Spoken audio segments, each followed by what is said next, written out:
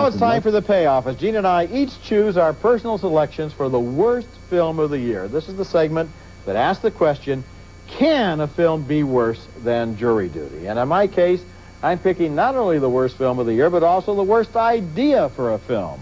The name of my selection is Mr. Payback. And it was one of those interactive movies that were hyped real big last spring and then fell right off the edge of the map. The idea was simple. They rigged up a theater with individual computerized consoles with controls at every seat. Then they showed you this movie that had choices in it, and you got to choose the punishments for an assortment of villains. For example, here is a character who parks in a handicap zone. I say screw the handicap. I'm parked there, and I ain't moving. No problem.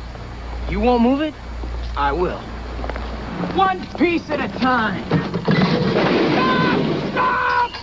I'll move it! I'll move it! I'm moving it! The basic problem I had with the choices on the screen in Mr. Payback was that they didn't have one called None of the Above, which I would have voted for every time.